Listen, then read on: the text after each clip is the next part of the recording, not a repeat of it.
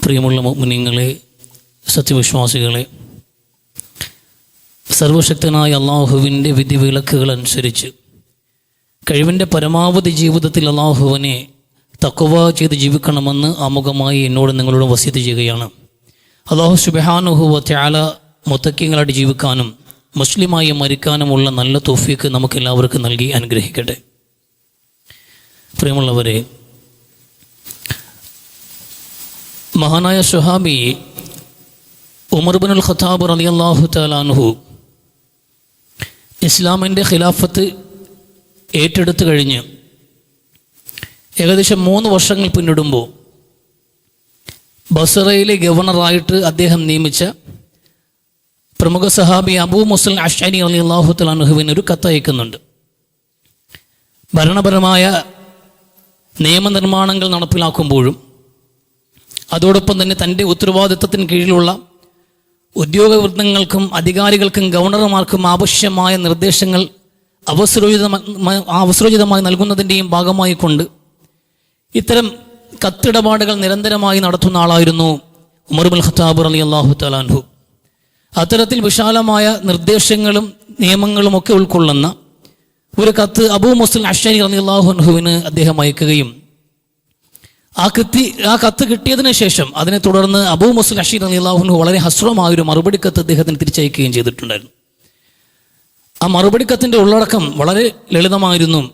താങ്കൾ അയച്ച കത്ത് കിട്ടിയിട്ടുണ്ട്, അതിലെ നിർദ്ദേശങ്ങളെല്ലാം വായിച്ചെടുത്തിട്ടുമുണ്ട്, മനസ്സിലാക്കിയിട്ടുമുണ്ട്. പക്ഷെ ഒന്ന് മാത്രം വ്യക്തമല്ല, ഈ കത്ത് നിങ്ങൾ എന്നാണ് എഴുതിയത് എന്നും ഈ കത്ത് എന്നാണ് നിങ്ങൾ അയച്ചത് എന്നും ഈ കത്തിൽ നിന്ന് എനിക്ക് രേഖാമൂലം മനസ്സിലാക്കാൻ കഴിയുന്നില്ല. ഇതിൽ വ്യക്തമായൊരു ഡേറ്റ് ഇല്ല, ഒരു തീയതി കുറിക്കാതെയാണ് ഈ കത്ത് നമുക്ക് ലഭിച്ചിട്ടുള്ളത് എന്നാണ് ആ ചെറിയ ലളിതമായിട്ടുള്ള ആ കത്തിൻ്റെ ഒരു മറുപടി, അതിൻ്റെ ഉള്ളടക്കം അതായിരുന്നു. പക്ഷേ ഈ ഒരു ചെറിയ കത്ത് വലിയൊരു ചർച്ചയ്ക്ക് വഴിവെച്ചു. ഒരു വ്യക്തമായൊരു ഡേറ്റ് രേഖപ്പെടുത്താതെ അയച്ച കത്ത്, കാരണം ഒരു ദൂതന്മാർ മുഖേന അയക്കുന്ന കത്തുകൾ എത്ര ദിവസങ്ങൾ പിന്നിട്ടാണ് കയ്യിലേക്ക് എത്തുക എന്നത് ധാരണയില്ല. ഒരു നിയമം നടപ്പിലാക്കി കഴിഞ്ഞാൽ ഏത് ദിവസം മുതൽക്കാണ് അത് നിയമം നടപ്പിലാക്കിയത് എന്ന് വ്യക്തമാകുന്നില്ല. അപ്പോൾ ആ ഒരു സാഹചര്യമാണ് ഇവിടെ ഈ കത്തിൽ നിന്ന് വ്യക്തമായത്. അതുകൊണ്ട് തന്നെ അത് വലിയൊരു കൂലങ്കഷമായ ചർച്ചയ്ക്ക് വഴിയൊരുക്കി ഈ ചെറിയൊരു കത്ത്. അങ്ങനെ ആലോചനാ യോഗം വിളിച്ചുകൂട്ടി ഉമർ ഇബ്നുൽ ഖത്താബ് റളിയല്ലാഹു അൻഹു നമുക്ക് വ്യവസ്ഥാപിതമായ ഒരു കലണ്ടർ സംവിധാനം അനിവാര്യമാണ്, അതുകൊണ്ട് നമുക്കൊരു കലണ്ടറിന് രൂപീകരണം നൽകേണ്ടതുണ്ട് എന്ന ഒരു ആവശ്യം അദ്ദേഹം ഉന്നയിക്കുകയും ആ ആവശ്യത്തെ എല്ലാവരും സർവോപരി ഐക്യകണ്ഠേന അത് അംഗീകരിക്കുകയും ചെയ്തു. ഇനി എങ്ങനെ നമുക്കൊരു കലണ്ടറിനെ രൂപീകരിക്കാം എന്ന ചർച്ചകൾ പുരോഗമിക്കുമ്പോൾ പേർഷ്യയിൽ നടക്കുന്നത് പോലെയുള്ളൊരു കലണ്ടർ സംവിധാനം നമുക്ക് അനുകരിച്ചുകൂടെ എന്നൊരു അഭിപ്രായം ഉയർന്നു വന്നു. പേർഷ്യയിൽ ഓരോ ഭരണാധിപന്റെയും അധികാര കാലഘട്ടമാണ് അവരൊരു കലണ്ടറായി കണക്കാക്കുക.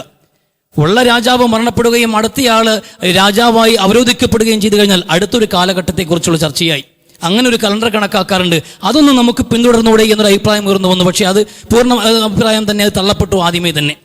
അതുപോലെ തന്നെ റോമിൻ്റെ ഒരു കലണ്ടർ സംവിധാനത്തിൽ നമുക്ക് അതിനെ അനുകരിച്ചുകൂടെ, അത് നമുക്കിവിടെ എടുത്തുകൂടെ എന്നൊരു ആലോചന വന്നു, അതും തള്ളപ്പെട്ടു. നമുക്ക് നമ്മുടേതായ അസ്തിത്വമുള്ള ഒരു കലണ്ടർ സംവിധാനത്തെക്കുറിച്ച് ആലോചിക്കാം എന്ന ആലോചനകൾ പുരോഗമിക്കുമ്പോൾ എന്നാൽ പുണ്യ നബി സല്ലല്ലാഹു അലൈഹി വസല്ലമ തങ്ങളുടെ ജന്മം വെച്ചുകൊണ്ട് നമുക്കൊരു കലണ്ടർ സംവിധാനം ആരംഭിച്ചാലോ എന്ന് ഒരു ചർച്ച ഉയർന്നു വന്നു. പ്രവാചകൻ ജനിച്ച നാൾ മുതൽക്കുള്ള ഒരു കലണ്ടർ സംവിധാനം.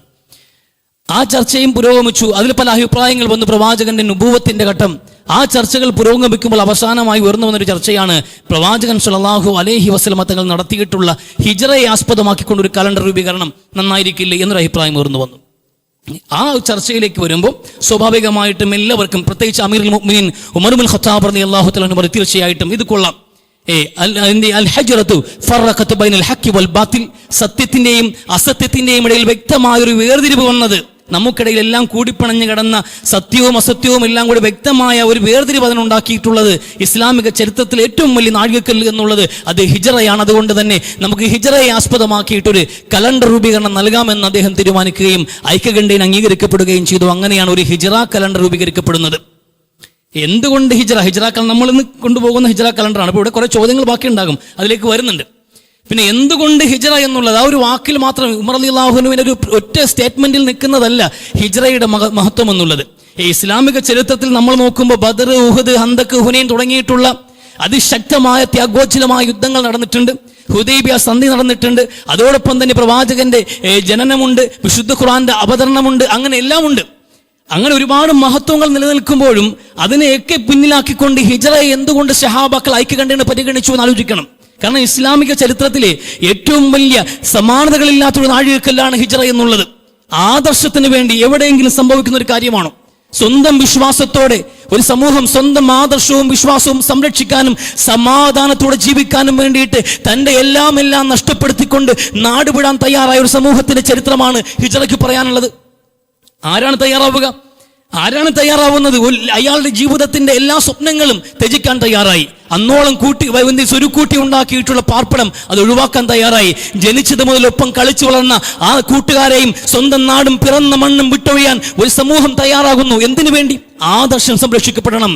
അള്ളാഹു എന്ന ഏകദൈവ വിശ്വാസത്തിൽ നിന്ന് അല്പം പോലും പിന്നോട്ട് പോകാതെ അടിയുറച്ച് ഈ മതത്തിൽ നിന്നുകൊണ്ട് സമാധാനത്തോടെ ഈ ദുനിയാവിൽ ജീവിച്ചു മരിക്കാനുള്ള ആഗ്രഹം കൊണ്ട് ഒരു സമൂഹം പാർപ്പിടം വിട്ടു, കുടുംബക്കാരെ വിട്ടു, വീട്ടുകാരെ വിട്ടു, സ്വന്തം നാടും ഉപേക്ഷിച്ചുകൊണ്ട് അവർ അഭയാർത്ഥികളായി അവർ പുറത്തേക്ക് സഞ്ചരിക്കാൻ തയ്യാറായ ഒരു മുഹൂർത്തമുണ്ട്. അതാണ് മുഹാജിറുകളുടെ ചരിത്രം.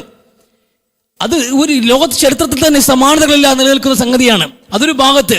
മറുഭാഗത്തോ അവർ സ്വീകരിക്കുന്ന അൻസാറുകൾ, അവരെ ഹിജ്റ പൂർത്തിയാകുന്നത്, ഹിജ്റയുടെ ചരിത്രത്തിന്റെ പൂർത്തീകരണം എന്നുള്ളത് മുഹാജിറുകൾ മാത്രമല്ല, അവർ രണ്ട് കൈകളെ നീട്ടി സ്വീകരിച്ച അൻസാറിന്റെ കൂടി ചരിത്രം പറയുമ്പോഴാണ്. വല്ലദീന തബവ്വഉ ദാറൽ ഈമാന മിൻ ഖബ്ലിഹിം, മക്കയിൽ നിന്നുള്ള മുഹാജിറുകളെല്ലാം അവരെല്ലാം ഉപേക്ഷിച്ചുകൊണ്ട് മദീനത്തേക്ക് ചേക്കേറുന്നതിന് മുമ്പ് തന്നെ ആദർശം നെഞ്ചിൽ ഉറപ്പിച്ചുകൊണ്ട് അവർ സ്വീകരിക്കാൻ വേണ്ടി ഈമാനികമായ തയ്യാറെടുപ്പുകൾ നടത്തിയ ഒരു സമൂഹം അവിടെ കാത്തിരിപ്പുണ്ടായിരുന്നു. അവരെത്ര അൻസാറുകൾ എന്ന് സ്വന്തം ആവശ്യങ്ങളെക്കാൾ അവരന്റെ ആവശ്യങ്ങൾക്ക് മുൻതൂക്കം കൊടുത്ത ഒരു സമൂഹം, അവരെ അൻസാറുകൾ. ലോക ചരിത്രത്തിൽ മുമ്പോ ശേഷമോ നമുക്ക് ഇങ്ങനെ ഒരു സമൂഹത്തെ കാണാൻ കഴിയില്ല. നിങ്ങൾ ആലോചിച്ചു, ഒരു മനുഷ്യന്റെ സമ്പാദ്യത്തിന്റെ പൂർണ്ണമായ സമ്പാദ്യത്തിന്റെ ഒരു വിഹിതം നേർപകുതി, 2 വീടുള്ളയാള് 1 വീട്, 2 മുറിയുള്ളയാള് 1 മുറി, 2 തോട്ടമുള്ളയാള് 1 തോട്ടം. ഈ വിധത്തിൽ മുമ്പൊരു പരിചയവുമില്ലാത്തൊരു മനുഷ്യൻ കടന്നു വരുമ്പോ അയാൾക്ക് പങ്കിടാൻ തയ്യാറായ മനസ്സുണ്ടല്ലോ. ലോകത്ത് ഏത് മനുഷ്യനുണ്ടാകും? അഭയാർത്ഥികളായി മക്കയിൽ നിന്ന് വന്ന മനുഷ്യൻ, അവര് മുൻപരിചയമില്ല, യാതൊരുവിധ രക്തബന്ധങ്ങളുമില്ല, സൗഹൃദ ബന്ധങ്ങളില്ല, ആദർശബന്ധം മാത്രം. അതിന്റെ പേരിലാണ് അവർ പങ്കിടാൻ തയ്യാറായത്. ഇന്ന് നമ്മുടെ നാട്ടിലെ സാഹചര്യം ആലോചിക്കണം. സഹോദരങ്ങൾ തമ്മിൽ ഇപ്പോഴും കേസുകൾ നടക്കുന്നുണ്ട്. ഒരുപാട്, 1-2 കേസാണോ? നമ്മൾ വലിയ മുസ്ലിമീങ്ങളാണ്, ദുനിയാവിന്റെ വിഷയത്തിൽ നമുക്ക് മോഹങ്ങളില്ല, നമ്മൾ പരലോകത്തിന് വേണ്ടി പണിയെടുക്കുന്നവരാണെന്ന് പറയുമ്പോഴും നമ്മൾ കോടതികൾ കെട്ടിക്കിടക്കുന്ന കേസുകളിൽ ഏറ്റവും കൂടുതൽ കേസുകൾ കിടക്കുന്നത് വസ്തു തർക്കത്തിന്റെ പേരിൽ കൂടപ്പിറപ്പുകൾ തമ്മിലുള്ള തർക്കമാണ്. സഹോദരന്റെ മേൽ കൊടുത്ത കേസുകളാണ്. ഒരു ചാൺ ഭൂമി പോലും വിട്ടുകൊടുക്കാൻ, അത് സ്വന്തം രക്തത്തിൽ പിറന്ന കൂടപ്പിറപ്പിന് പോലും വിട്ടുകൊടുക്കാൻ തയ്യാറാകാതെ മത്സരബുദ്ധി കാണിക്കുന്ന ഈ സമൂഹം ആലോചിക്കണം. ഒരു ബന്ധവുമില്ലാത്തവർക്ക് വേണ്ടി സ്വന്തം സമ്പാദ്യത്തിന്റെ പകുതി പങ്കിട്ടവരെ. കച്ചവട ചരക്കുകൾ ഉണ്ടായിരുന്നു അവർക്ക്, അത് പകുതിയും പങ്കിട്ടു അവർ. അവരുടെ കയ്യിലും ദിനാറുകളും ദിനശ്രമങ്ങളും ഉണ്ടായിരുന്നു, അതെല്ലാം പകുതിയും പങ്കിട്ടു അവർ.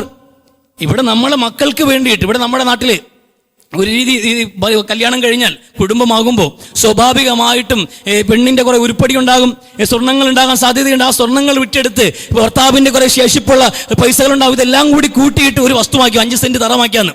ആ 5 സെന്റ് തറമാക്കി അങ്ങനെ സംഭവിക്കും. അങ്ങനെയാണ് നടക്കുന്ന നാട്ടില്. അങ്ങനെ വസ്തുവാക്കുമ്പോൾ ഒരു പ്രശ്നമുള്ള എന്തിനാണ്? ആരെ പേര് എഴുതുന്നുള്ളതാണ്. ആരെ പേരിൽ എഴുതുക? ഭാര്യ പറയണ, നിങ്ങളെ പേര് എഴുതിയാൽ മതി, ഇപ്പൊ എന്റെ സ്വർണം വിറ്റ പൈസ ഉണ്ടോന്ന് അതൊന്നും നോക്കട്ടെ, നിങ്ങളെ പേര് എഴുതിയാൽ മതി എന്ന് ഏതെങ്കിലും പെണ്ണ് പറയോ? അല്ലെങ്കിൽ പെണ്ണിന്റെ കുടുംബക്കാർ സമ്മതിക്കോ? ഇനി അയാൾ പറയണ കുഴപ്പമില്ലടി, നിന്റെ പേരിൽ എഴുതിയാൽ മതി എന്ന്. നമ്മുടെ 2 പേരും പേരിൽ എഴുതണം. അതെന്തുകൊണ്ടാണ് എഴുതിക്കുന്നതെന്ന് അറിയാമോ? വിശ്വാസമില്ലാത്തതുകൊണ്ടാണ്. ഒരു ദിവസം എന്നെയും കബളിപ്പിച്ചുകൊണ്ട് അവൾ വസ്തുവും കൊണ്ട് പോകുമോ എന്ന പേടി, ഒരു ദിവസം എന്നെയും കളഞ്ഞിട്ട് ഇയാൾ ഇതെല്ലാം കൊണ്ടുപോകുമോ എന്ന ഭയം. നമ്മുടെ ഇസ്ലാമിക സംസ്കാര പ്രകാരം ഒരു മനുഷ്യന്റെ സ്വത്ത് വീതിക്കപ്പെടുന്നത് അയാളെ കാലശേഷമാണ്. അനന്തരാവകാശികൾക്കിടയിൽ കൃത്യമായ കണക്കിന്റെ അടിസ്ഥാനത്തിലാണ്. വറാസത്തിന്റെ നിയമമുണ്ട്, അതിലേക്ക് പോകുന്നില്ല. പക്ഷേ ഇപ്പോൾ നമ്മുടെ നാട്ടിൽ നടക്കുന്ന രീതി എന്താണ്? പലപ്പോഴും ജീവിച്ചിരിക്കുമ്പോൾ തന്നെ ചില മക്കൾ, കാരണം എന്തിനും മരണശേഷം മക്കൾ തമ്മിലടിച്ച് ചാകാതിരിക്കാൻ വേണ്ടി, പണമുള്ളിടത്തുള്ള പ്രശ്നമാണിത്. കാലശേഷം മക്കൾ തമ്മിലടിച്ച് ചാകാതിരിക്കാൻ വേണ്ടിയിട്ട് എന്ത് ചെയ്യും? അവർ ആദ്യമേ എഴുതി വെക്കും, വസ്തു എന്റെ മകനാണ്, ഈ പ്രോപ്പർട്ടി എന്റെ മൂത്ത മകനാണ്, ഈ പ്രോപ്പർട്ടി എന്റെ ഇളയ മകനാണ്, ഇതെല്ലാം എഴുതി വെക്കും. എന്തിനാ? സ്വത്തിന് വേണ്ടി മക്കൾ തമ്മിലടിക്കുമെന്ന ഭയം കൊണ്ട്. അങ്ങനെ എഴുതുമ്പോഴും വാപ്പ ഒന്നുകൂടി എഴുതി വെക്കും, എന്റെ കാലശേഷമെന്ന്. കാരണം അയാൾ വഴിയാധാരമായി പോകുമെന്ന ഭയം കൊണ്ട്.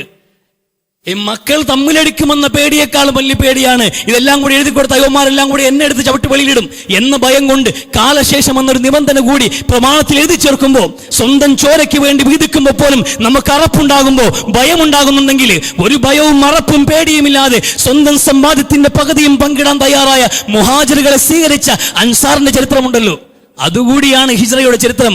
ആ ചരിത്രം ഇനി ലോകത്ത് ആവർത്തിക്കപ്പെടാൻ പോകുന്നില്ല.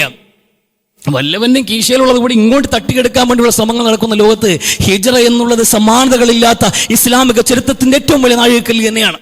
അതിനുശേഷമാണ് ഇസ്ലാമിന്റെ പ്രതിരോധത്തിന്റെയും ഒരു രീതി മൊത്തത്തിൽ മാറ്റിയിട്ടുള്ളതും പ്രബോധന രംഗത്ത്, ഇസ്ലാമിന്റെ ദ്യാപത്തിന്റെ രംഗത്തും പ്രതിരോധ രംഗത്തും കൃത്യമായ ഒരു ചുവട് മാറ്റം മുസ്ലിങ്ങൾ നടത്തിയത് ഹിജ്റയെ തുടർന്നാണ്. അതുകൊണ്ട് ഹിജ്റ എന്നുള്ളത് ഇസ്ലാമിക ചരിത്രത്തിലെ ഏറ്റവും പ്രധാനപ്പെട്ട സംഭവം തന്നെയാണ്. അതെന്തുകൊണ്ടും അർഹിക്കുന്നുണ്ട്. ഹിജ്റ കലണ്ടർ എന്ന കലണ്ടർ രൂപീകരണത്തിൽ ഹിജ്റയെ പരിഗണിച്ചത് എല്ലാ അർത്ഥത്തിലും അത് യോജിക്കുന്ന സംഗതി തന്നെയാണ്. അത് പറയാൻ ഇത്ര വിശദീകരിച്ചത്. ഇത് വിശാലമായി മനസ്സിലാക്കേണ്ട വിഷയമാണ്. ഈ കൂട്ടത്തിൽ പറയുന്ന ഉപമകളിൽ കടിച്ചു തൂങ്ങാതെ ഇവിടെയൊക്കെ നമ്മൾ ഈ ആലോചിക്കുമ്പോഴത്തേക്കും വറാസത്തിന്റെ വിഷയം, ജീവിച്ചിരിക്കുമ്പോൾ വസ്തു എഴുതുന്നത്, ഇതൊക്കെ ഉപമയ്ക്ക് വേണ്ടി പറഞ്ഞു. ഉപദേശങ്ങളായും ഉപമകളായി മനസ്സിലാക്കുക. വരികൾക്കിടയിലൂടെ ആശയങ്ങൾ മനസ്സിലാക്കിയിട്ട് വെറുതെ ആശയക്കുഴപ്പത്തിലാവാൻ നിൽക്കരുത്. ഇനി വിഷയത്തിലേക്ക് അടുത്ത് നമ്മൾ ഹിജ്റ കലണ്ടർ രൂപീകരിക്കപ്പെടുന്നുണ്ട്. സഹാബാക്കളുടെ ചർച്ച, ആ ചർച്ച പിന്നെയും മുന്നോട്ട് പോയി. കാരണം ഇനി ഏത് മാസമാണ് കലണ്ടറിൽ നമുക്ക് ആദ്യമായി കൊടുക്കേണ്ടത്, ഏത് മാസത്തിൽ നിന്നുകൊണ്ട് ഒരു വർഷം നമുക്ക് ആരംഭിക്കാം എന്ന ചർച്ചകൾ പുരോഗമിച്ചു.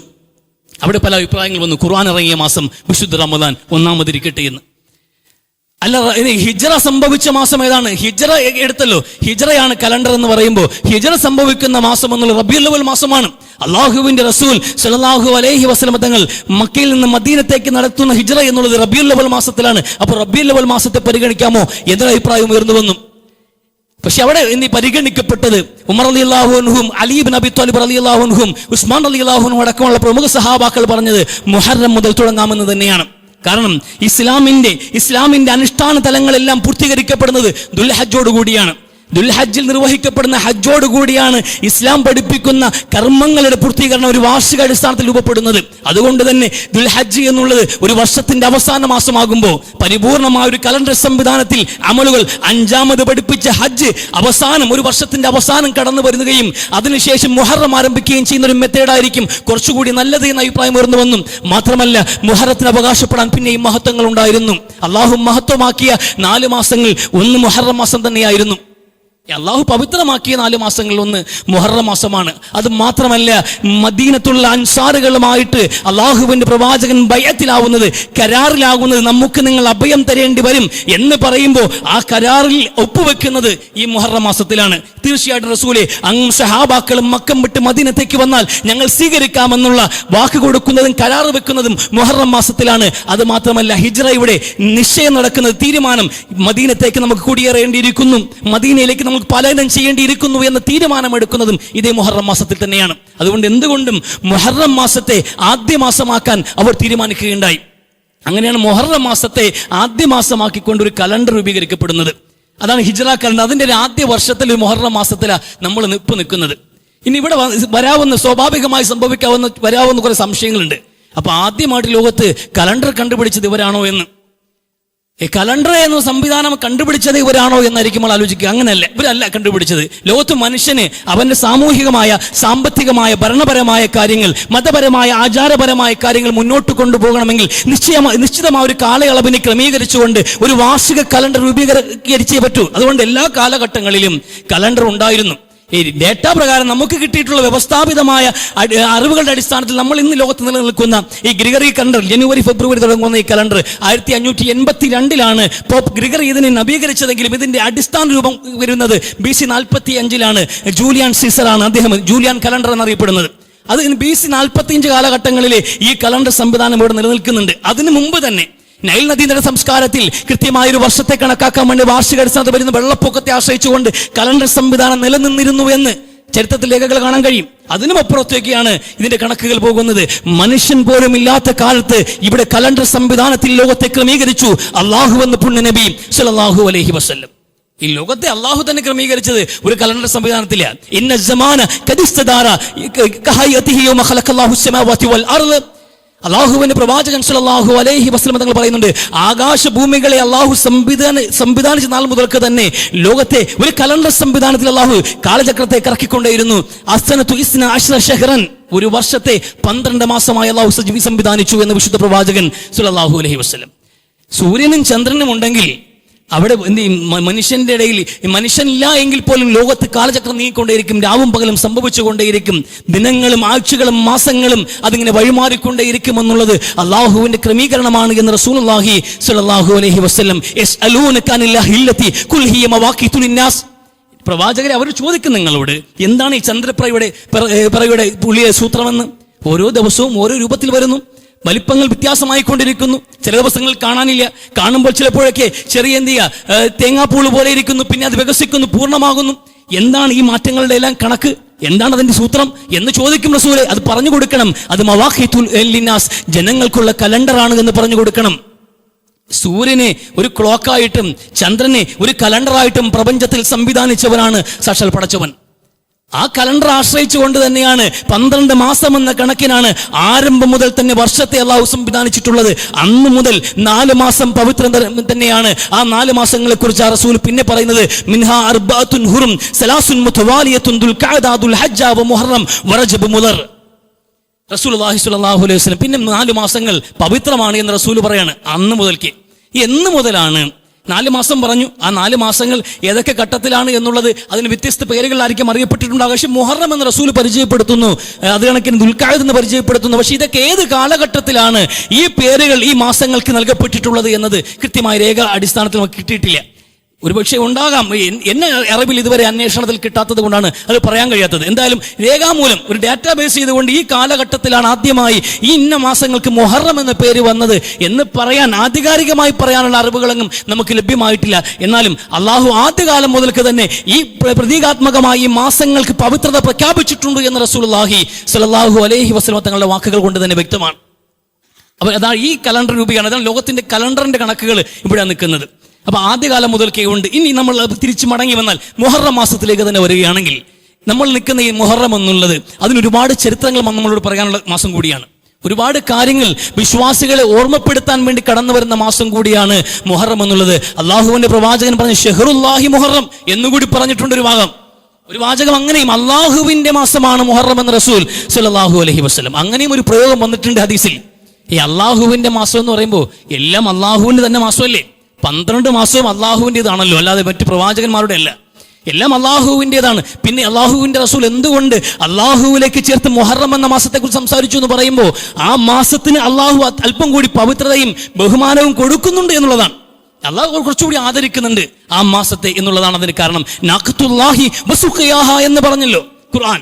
അള്ളാഹുവിന്റെ ഒട്ടകമെന്നും എല്ലാം അള്ളാഹുവിന്റെ ഒട്ടകമാണല്ലോ. എന്നിട്ടും സ്വാലിഹ് നബി അലൈഹി ഇസ്ലാമിന്റെ ഒട്ടകത്തെ കുറിച്ച് പറഞ്ഞപ്പോൾ അള്ളാഹു എടുത്തു പറഞ്ഞു അള്ളാഹുവിന്റെ ഒട്ടകമാണ് എന്ന്, ഇതൊരു അസാധാരണ ഒട്ടകമാണ് എന്ന്.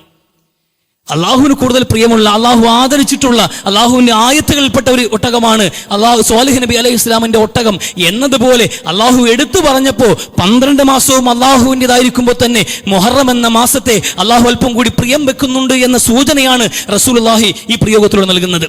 അള്ളാഹു സുബ്ഹാനഹു വ തആലയുടെ പ്രിയം കൊണ്ടാണോ അല്ലയോ എന്ന് നമുക്കറിയില്ല. ഈ മുഹറം മാസത്തിൽ പരിശോധിക്കുന്ന ഓരോ ചരിത്രങ്ങൾക്കും ഒരുപാട് പ്രത്യാശയും പ്രതീക്ഷയും വിശ്വാസികൾക്ക് നൽകാൻ കഴിയുന്ന ഒരു മാസം കൂടിയാണ് മുഹറം മാസം എന്നുള്ളത്. പുണ്യ നബി സല്ലല്ലാഹു അലൈഹി വസല്ലം തങ്ങൾ മക്കത്ത് നിന്ന് മദീനത്തേക്ക് പോയൊരു കാലഘട്ടം, അവിടെ അവസാന പ്രവാചകന്റെ ജീവിത സായാഹ്നത്തിലേക്ക് കടക്കുന്ന കാലഘട്ടത്തിലാണ് റസൂലുള്ളാഹി ജൂതന്മാർക്കിടയിൽ ഒരു നോമ്പ് കാണുന്നത്. ഈ ജൂതന്മാർ മുഹറം 10 പതിവായി നോമ്പനുഷ്ഠിക്കുന്ന ഒരു കാഴ്ച കാണുന്നുണ്ട്. അവർക്ക് പതിവായി നോമ്പ് പിടിക്കുന്ന കണ്ട് റസൂലുള്ളാഹി ചോദിച്ചു, എന്തുകൊണ്ടാണ് നിങ്ങൾ ഈ ദിവസത്തിൽ നോമ്പ് അനുഷ്ഠിക്കുന്നത് എന്ന്. അപ്പോൾ അവർ പങ്കിട്ടൊരു ചരിത്രം എന്നുള്ളത് അവർ പറയുന്നത്, മഹാനായ പ്രവാചകൻ മൂസാ നബി അലൈഹി ഇസ്ലാമിന് ഫറോവയിൽ നിന്ന് അള്ളാഹു രക്ഷ കൊടുത്തിട്ടുള്ള ദിവസമാണ് മുഹറം 10. അതുകൊണ്ട് അതിന്റെ നന്ദി സൂചകമായി മൂസാ നബി അലൈഹി ഇസ്ലാം നോമ്പനുഷ്ഠിച്ചിരുന്നു, അതുകൊണ്ടാണ് ഞങ്ങളും നോമ്പനുഷ്ഠിക്കുന്നത് എന്ന് പുണ്യ നബി സല്ലല്ലാഹു അലൈഹി വസല്ലം തങ്ങളോട് ഇവർ പറയുന്നുണ്ട്. ഈ പശ്ചാത്തലത്തിൽ റസൂലിന്റെ പ്രതികരണമാണ്, നിങ്ങളെക്കാളും മൂസാ നബിയോട് കടമപ്പെട്ടവർ ഞങ്ങളാണ്, അതുകൊണ്ട് ഞങ്ങളും ഇതാ നോമ്പ് പിടിക്കുന്നു എന്ന് റസൂലുള്ളാഹി സ്വല്ലല്ലാഹു അലൈഹി വസല്ലം പ്രതികരിക്കുകയും അങ്ങനെ മുഹറം 10 പ്രവാചകൻ നോമ്പ് അനുഷ്ഠിക്കുകയും ചെയ്തു. അപ്പൊ ഇതിലൊരു ചർച്ച വന്നു, പ്രവാചകരെ അത് തീർച്ചയായും ഒരു പൂർവ്വ മതത്തിനോടുള്ള പൂർണ്ണമായ ഒരു അനുകരണമായി പോവില്ലേ എന്നൊരു ചർച്ച വരുമ്പോൾ റസൂലുള്ളാഹി പറഞ്ഞു, തീർച്ചയായിട്ടും ലാസു മന്നത്താസിയ, ഞാൻ അടുത്ത കൊല്ലവും ജീവിച്ചിരിക്കുകയാണെങ്കിൽ മുഹറം 9 കൂടി നോമ്പ് പിടിച്ചുകൊണ്ട് അവരിൽ നിന്ന് നമ്മൾ വ്യത്യസ്തരായി നിലകൊള്ളും. ഈ നോമ്പ് ഒഴിവാക്കേണ്ട കാര്യമില്ല. മുഹറം 10 ഓൾറെഡി നോമ്പുണ്ടായിരുന്നു.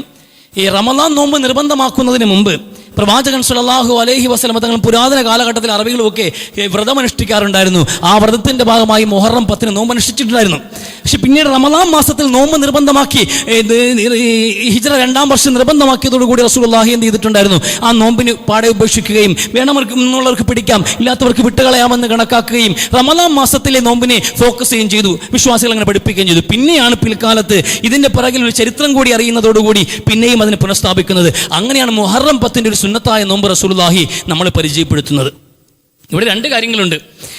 ഒന്നാമത്തെ കാര്യം എന്നുള്ളത് ഇവിടെ നമുക്കിടയിൽ ഇന്ന് വന്ന ഈ നവചിന്താഗതിക്കാരുടെ ഒരു ആശയമാണ്, എന്തുകൊണ്ട് റസൂലുള്ളാഹിക്ക് ഇതൊന്നും വലിയ പിടുത്തമില്ലെന്ന, നബിക്ക് ഇതൊന്നും അറിയില്ലായിരുന്നു, ജൂതന്മാർ പറഞ്ഞിട്ടാണ് ഒരു അമൽ ഇവിടെ സ്ഥാപിക്കുന്നത് എന്ന് സംസാരിക്കുന്ന ആൾക്കാർ ഇന്ന് സമൂഹത്തിൽ വ്യാപിച്ചുകൊണ്ടിരിക്കുന്നുണ്ട്. അത് എന്ത് കാരണത്താലാണ് ഇവരിങ്ങനെ ഇത്തരം ചിന്തയിലേക്ക് ആൾക്കാർ പോകുന്നതെന്ന് മനസ്സിലാവുന്നില്ല. നല്ല ആൾക്കാരൊക്കെ വ്യക്തിപരമായ കാര്യങ്ങളെങ്കിലും പറയാൻ ഇഷ്ടപ്പെടുന്ന ആളല്ലെങ്കിൽ എന്നാൽ പോലും ഇന്നലെയും കൂടി ഒരു പാർട്ടി ഇന്നലെ കൂടി ഒരു വ്യക്തി സംസാരിക്കാൻ വന്നത് പെട്ടെന്നൊരു സംശയമല്ല, അതൊക്കെ ഒരു രോഗമാണ്. നമുക്കറിയാം ചില ആൾക്കാരുടെ സംശയം രോഗമാണ്. അയാൾക്കൊരു ചോദ്യവും ഉണ്ടാകും, അയാൾക്കൊരു മറുപടിയും ഉണ്ടാകും. പിന്നെ ഒന്ന് തർക്കിക്കാൻ വേണ്ടിയിട്ട് ഒരാൾ, പ്രായമുള്ള ഒരാളായതുകൊണ്ട് പലപ്പോഴും ഒഴിവാക്കി മിണ്ടാതെ ഒഴിഞ്ഞു പോകുമ്പോൾ ഒരു പ്രായമുള്ള ആളിനെ എങ്ങനെയാണ് നമ്മൾ ഇങ്ങനെ അവഗണിക്കുന്നത്? മോശമല്ലേ? അയാൾക്ക് പറയാനുള്ളത് കേട്ടുകളയാം എന്ന് കണക്കാക്കി നിന്നപ്പോൾ പിന്നെയും ഫിത്ന തന്നെയാണ് ഇതേ വിഷയം. എല്ലാ കാലഘട്ടം എന്നാൽ അങ്ങനെ ഒരു കുഴപ്പക്കാരനായ ഒരു മനുഷ്യനല്ല. ഒരു പ്രായം ചെന്ന മനുഷ്യൻ പള്ളിക്കകത്ത് അപ്പോഴും ഖുർആൻ തുറന്ന് വെച്ച് ഓതിക്കൊണ്ടിരുന്നിട്ട് പെട്ടെന്ന് അടച്ചിട്ടുണ്ടായ ഒരു സംശയം പോലെയാണ് വിഷയം അവതരിപ്പിക്കുന്നത്. ഇതെങ്ങനെയാണ്? റസൂലുള്ളാഹി ജൂതന്മാരിൽ നിന്ന് മതം പഠിപ്പിക്കുക, നമ്മളെ പഠിപ്പിക്കുക, നബിക്കിതൊന്നും അറിയില്ലായിരുന്നു എന്നത്. എന്നിട്ട് ആ ഒരു വാതിന് ചുവട് പിടിച്ച് അയാൾക്ക് അടുത്ത് പറയാനുള്ളത്, അറേബ്യയിൽ ഈന്തപ്പന തോട്ടങ്ങളിൽ പരാഗണം ചെയ്തുകൊണ്ടിരുന്ന കർഷകരോട് റസൂലുള്ളാഹി പറഞ്ഞു, ഇത്തരം പരാഗണ പ്രവർത്തികളങ്ങ് നിങ്ങൾ ഏർപ്പെടേണ്ട കാര്യമില്ല, അത് പ്രാപഞ്ചികമായി തന്നെ നടപ്പിലാകുമല്ലോ, അത് കുഴപ്പമില്ല, ഇതങ്ങ് നിങ്ങൾ ഇടപെട്ട് ചെയ്യേണ്ട കാര്യമല്ല, നിങ്ങൾക്ക് വിളവുകളൊക്കെ മാന്യമായി കിട്ടുമെന്ന് പറയുകയും അവസാനം വിളവിൽ കുറവുണ്ടായപ്പോൾ സഹാബാക്കൾ വന്ന്, കർഷകരായ സഹാബാക്കൾ, നബി അങ്ങയുടെ നമ്മളാ പതിവ് പ്രക്രിയ ചെയ്യാത്തത് കൊണ്ട് ഇത്തവണ വിളവ് കുറവാണെന്ന് പറഞ്ഞപ്പോൾ, ഞാനൊരു മനുഷ്യനാണ്, ഇത്തരം പൊതുകാര്യങ്ങളിൽ എൻ്റെ അഭിപ്രായങ്ങൾ എൻ്റെ വ്യക്തിപരമായ അഭിപ്രായമാണ്, ചിലപ്പോൾ ശരിയാകും, ചിലപ്പോൾ പാളിപ്പോകും, പക്ഷേ ഞാൻ മതത്തിൻ്റെ വിഷയത്തിൽ പറയുന്നതാണ്, ആത്യന്തികമായി എൻ്റെ അള്ളാഹുവിൽ നിന്നുള്ള വഹീൻ്റെ അടിസ്ഥാനത്തിൽ പറയുക എന്ന് റസൂലുള്ളാഹി മറുപടി പറഞ്ഞു എന്ന് പറഞ്ഞ് ഈ സംഭവം എടുത്തിട്ടുണ്ട്. 40 കൊല്ലം അറബികൾക്കിടയിൽ ജീവിച്ച ഈ നബിക്ക് ഇതും അറിയില്ലായിരുന്നു. എന്ത് മനുഷ്യനാണ് ഇതൊക്കെ ഇത് നബിയാകുമ്പോൾ ഇതും അറിയണ്ടേ എന്ന നിലയിൽ എന്നാൽ അയാൾ അപ്പോഴും ഖുർആൻ ഓതുന്ന മനുഷ്യനാണ്. അപ്പോഴും ഒരു മനുഷ്യൻ വേറൊരാൾ ഇവിടെ ഉറ്റുവഴിയിൽ നമ്മൾ നിൽക്കുന്ന സമയത്ത് വന്നുകൊണ്ടിരുന്ന നിരന്തരമായി ജുമയ്ക്ക് വന്നുകൊണ്ടിരുന്ന ഒരാൾ, വലിയ സലഫി ആശയമുള്ളൊരു വ്യക്തി, അങ്ങനെ ചിന്തിക്കുന്നൊരു മനുഷ്യൻ വന്ന് നിന്നിട്ട് ഇപ്പോൾ നമ്മുടെ മുസ്തഫ മൗലവിയുടെ ആശയത്തിലേക്ക് പോയിരിക്കണം. എന്നാൽ ആ ചിന്ത എന്ന് പറയുമ്പോൾ ഈ ജൂതമതത്തിൽ നിന്നാണ് സത്യത്തിൽ ഈ മുഹറം 10 നോമ്പ് കടമെടുത്തത് എന്നത് അയാളുടെ പറഞ്ഞിട്ട് എങ്ങനെ ഈ സമൂഹത്തിന് ഇങ്ങനെ പറ്റുന്നു എന്നുള്ള നമുക്ക് പ്രശ്നമുള്ളത്. ഇതൊക്കെ പറഞ്ഞത് അവരെ കുറ്റപ്പെടുത്താനൊന്നുമല്ല, നമ്മളുമൊക്കെ ഈ ഒരു തർക്കബുദ്ധിയോടുകൂടി മതത്തെ സമീപിക്കുന്നത് കൊണ്ടാണ്. അങ്ങനെയാണോ? അതിൽ നമ്മൾ മതം പഠിച്ച് മിടുക്കന്മാരാവാൻ വേണ്ടിയുള്ള ശ്രമത്തിൻ്റെ ഭാഗമായിട്ടാണ് നമ്മൾ കേവലം യുക്തികളെ മാത്രം ആശ്രയിച്ച് മതത്തെ സമീപിക്കുന്നത് കൊണ്ടാണോ? എന്തുകൊണ്ടെന്നറിയില്ല. വലിയ അപകടം ഈ ഉമ്മത്തിന് മുമ്പിലുണ്ട് ഈ വിഷയങ്ങൾ. ഇതൊക്കെ പ്രവാചകന്റെ നുബുവത്തിനെ പോലും നിഷേധിക്കുന്ന, പ്രവാചകനെ പരിഹസിക്കുന്ന വിധത്തിലുള്ള ആശയങ്ങളിലേക്ക് പോകും. ഖുർആനെയും ഹദീസിനെയും ധിക്കരിച്ചുകൊണ്ട് പിന്നെ എന്ത് മുസ്ലിമാണ്, പിന്നെ എന്ത് ഇസ്ലാമിക ജീവിതമാണ്? അപ്പൊ അതുകൊണ്ട് ഒരു ലിമിറ്റുണ്ട്. നമ്മൾ അന്വേഷിക്കുന്നതിനും പഠിക്കുന്നതിനും ഒക്കെ ഇസ്ലാം അനുവദിക്കുമ്പോഴും അതിൽ മിടുക്ക് കാണിക്കാനും വാശി തീർക്കാനും അല്ലെങ്കിൽ കേവല യുക്തിയെ ആശ്രയിച്ചുകൊണ്ട് മാത്രം മതത്തിന്റെ ആശയങ്ങളെ സമീപിക്കുന്ന രീതികളൊന്നും ഒരിക്കലും നല്ലതിനല്ല. അത് നന്നായി മനസ്സിലാക്കുക. മതം പഠിക്കുന്നുണ്ടെങ്കിൽ അത് ജീവിതത്തിൽ പകർത്താനും സമാധാനത്തോട് ജീവിക്കാനും വേണ്ടിയായിരിക്കണം. തർക്കിക്കാൻ വേണ്ടിയും മിടുക്കനാവാനും വേണ്ടിയിട്ടും മതം പഠിക്കാൻ നിൽക്കരുത്. അവർ വഴിപിഴച്ചു പോകുന്നത് ഒരുപാട് നമുക്കിടയിൽ കണ്ടുവരുന്നുണ്ട്. അക്കൂട്ടത്തിൽ വന്നൊരു ചർച്ചയാണിത്. ജൂതന്മാരിൽ നിന്ന് കടമെടുത്തൊരു ആചാരമാണ് മുഹറം 10 നോമ്പ് എന്നുള്ളത്. ഈ ജൂതന്മാരെന്നല്ല, അത് കൈസവരെന്നല്ല, പൂർവികരായ സമൂഹത്തിനില്ല മുസദ്ദിഖൻ ലിമാ ബൈനക്കും, നിങ്ങൾക്കിടയിൽ കടന്നുപോയ ആദം നബി അലൈഹിസ്സലാമിനെ ഈ ഭൂമിയിലേക്ക് പറഞ്ഞു വിട്ട നിമിഷം മുതൽക്ക് അള്ളാഹു ഭൂമിയിലേക്ക് ഇറക്കിയിട്ടുള്ള നിർദ്ദേശങ്ങൾ, കുല്ലഹ്ബിതു മിൻഹാ ജമീഅൻ ഫഇമ്മാ യഅതിയന്നകും മിന്നി ഹുദൻ ഫമൻ തബിയ ഹുദായ ഫലാ ഖൗഫുൻ അലൈഹിം വലാ ഹും യഹ്സനൂൻ. ആദം നബി ഭൂമിയിലേക്ക് ഇറങ്ങിയ നിമിഷം മുതൽക്ക് മാനവ സമൂഹത്തോട് അള്ളാഹു നടത്തുന്ന നിർദ്ദേശങ്ങളുടെ ആ പരമ്പരയുടെ പൂർത്തീകരണം മാത്രമാണ് മുഹമ്മദ് നബി സല്ലല്ലാഹു അലൈഹി വസല്ലം നടപ്പിലാക്കിയിട്ടുള്ളത്. അല്ല ഒരു പുതിയ മതമല്ല ഇവിടെ പഠിപ്പിച്ചത്. ജൂതന്മാരെയും ക്രൈസ്തവരെയും അവരൊക്കെ വഴിതെറ്റിപ്പോയ ആൾക്കാരാ. മൂസ നബി അലൈഹി ഇസ്ലാമും ഇബ്രാഹിം നബി അലൈഹി ഇസ്ലാമും നോഹ് നബി അലൈഹി ഇസ്ലാമും അടങ്ങുന്ന പ്രവാചകന്മാർ ഓദനം ചെയ്ത അതേ മതം, ആ മതം തന്നെയാണ് റസൂലൂടെ പഠിപ്പിക്കുന്നത്. അത് കടം കൊണ്ടതല്ല, അള്ളാഹുവിന്റെ മതമാണ്. അവർ എന്ത് ചെയ്ത് കാലഹരണപ്പെട്ടു പോയ നിയമങ്ങളെ പരിഷ്കരിക്കുകയും അവർ വളച്ചൊടിച്ചതിനെ നേരെയാക്കുകയും ചെയ്തുകൊണ്ട് പുനഃസ്ഥാപിക്കുകയാണ് അള്ളാഹു സുബ്ഹാനഹു വ തആല നടപ്പിലാക്കിയത് പുണ്യ നബി സല്ലല്ലാഹു അലൈഹി വസല്ലമയിലൂടെ. ഇത് കടമെടുപ്പല്ല, അതങ്ങനെ മനസ്സിലാക്കാൻ കഴിയണം. അതൊന്ന്. രണ്ടാമത്തെ കാര്യം എന്നുള്ളത് അവിടെ അവർ പറഞ്ഞൊരു ചരിത്രമാണ്. അവർ പറഞ്ഞൊരു ചരിത്രമുണ്ടല്ലോ ഈ ദിവസം എന്നുള്ളത് മഹാനായ പ്രവാചകൻ മൂസാ നബി അലൈഹി ഇസ്ലാമിന് ഫറോവയിൽ നിന്ന് കിട്ടിയിട്ടുള്ള മോചനത്തിന്റെ ചരിത്രമെന്ന്. അതൊരു വല്ലാത്തൊരു ഓർമ്മപ്പെടുത്തലാണ്. ഈ മുഹറം നമുക്ക് നൽകുന്ന ഏറ്റവും വലിയ ആശയും പ്രത്യാശയുമാണ് ഈ ചരിത്രം എന്നുള്ളത്. നമുക്കറിയാം, ലോക ചരിത്രത്തിലെ ഏറ്റവും വലിയ പീഡകൻ, ഖുർആനിൽ പരാമർശിക്കപ്പെട്ടിട്ടുള്ള, പേരെടുത്ത് പറഞ്ഞിട്ടുള്ള ഏറ്റവും വലിയ വില്ലൻ എന്നുള്ളതും ഏറ്റവും വലിയ പ്രതിനായകൻ എന്നുള്ളതും ഫറോവയാണ്. അതുകൊണ്ട് തന്നെ വിശുദ്ധ ഖുർആനിൽ ഏറ്റവും കൂടുതൽ പേരെടുത്ത് പറഞ്ഞൊരു നായകൻ എന്നുള്ളത് മഹാനായ മൂസാ നബി അലൈഹി ഇസ്ലാമുമാണ്. മൂസാ നബിയുടെ പേരാണ് വിശുദ്ധ ഖുർആനിൽ ഏറ്റവും കൂടുതൽ കാണാൻ കഴിയുക. അതുപോലെ തന്നെ ഒരു പ്രതിനായകൻ എന്ന നിലയിൽ ലോകത്ത് വന്ന് കടന്നു പോയിട്ടുള്ള അക്രമികാരികളുടെ പേരെടുക്കുമ്പോൾ ഖുർആനിൽ ഇത്രത്തോളം പറഞ്ഞിട്ടുള്ള ഒരു പേര് വേറെ ഉണ്ടാവില്ല. ഫറോവയുടെ പേരാണ്. കാരണം അയാളെപ്പോലെ മറ്റൊരാളും ഉണ്ടായിരുന്നില്ല. ലോക ചരിത്രത്തിലെ ഏറ്റവും വലിയ പീഡകനും ഏറ്റവും വലിയ സ്വേച്ഛാധിപതിയുമായിരുന്നു ഫറോവ. 450 വർഷക്കാലം ഒരു കാലഘട്ടത്തിൽ ഈജിപ്തിന്റെ അധികാരം കയ്യേറുകയും അധികാരത്തിന്റെ ഇടനാഴികളിൽ ആഘോഷത്തോടെ ജീവിക്കുകയും ചെയ്തവരാണ് കനാനികൾ. ആ കനാനികൾ, ആ ബനൂ ഇസ്രായേലുകൾ പിന്നീടുണ്ടായ അട്ടിമറിയെ തുടർന്ന് കിബുത്തി ഭരണകൂടങ്ങൾ 450 വർഷക്കാലം പരമ്പരയായി മാറി മാറി വന്ന അധികാരി വർഗങ്ങൾ ബനൂ ഇസ്രായേലുകളെ ചവിട്ടിമതിക്കുകയും അവരെ അവകാശങ്ങൾ നിഷേധിക്കുകയും നീതികൾ നിഷേധിക്കുകയും സമൂഹത്തിന് പരക്കെ വ്യാപകമായി താടനങ്ങളും പീഡനങ്ങൾക്കും ഇരയാക്കി പാർശ്വവൽക്കരിക്കപ്പെട്ട ഒരു സമൂഹമായി അടിച്ചമർത്തിയ ചരിത്രമുണ്ട്. 450 വർഷത്തെ ചരിത്രം. ആ ചരിത്രത്തിന് വിമോചനമായി കടന്നു വന്നവരാണ് മഹാനായ മൂസാ നബി അലൈഹിസ്സലാം.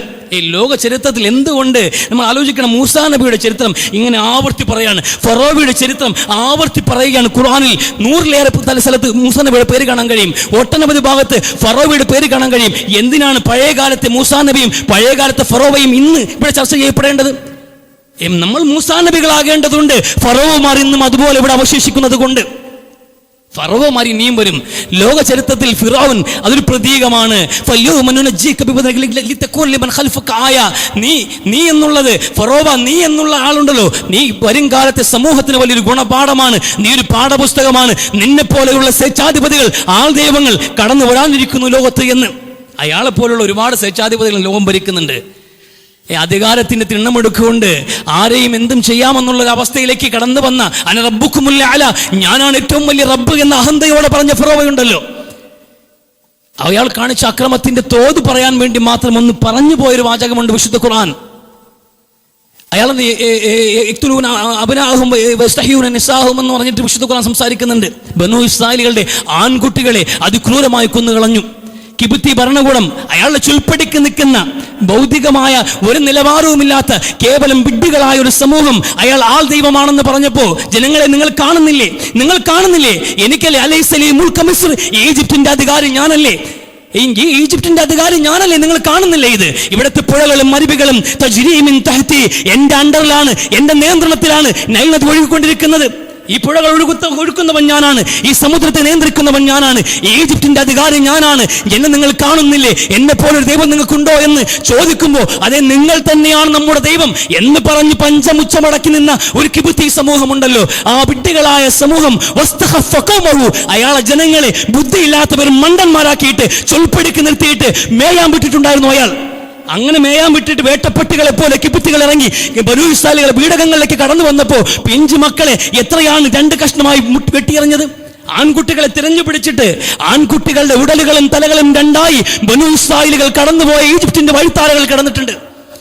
എത്രയോ ആൺകുട്ടികളെ പെൺകുട്ടികളെ പിടിച്ചുകൊണ്ടുപോയി ബലാത്കാരം ചെയ്യുകയും ആൺകുട്ടികളെ 2 കഷ്ണങ്ങളായി വിട്ടുവീഴ്ത്തുകയും ചെയ്തിട്ട് നിഷ്ഠൂരമായ കൊലപാതകങ്ങൾ വ്യാപകമായി നിന്നപ്പോഴും കിബുത്തി സമൂഹം നിശബ്ദതയോടെ നോക്കി നിന്നു.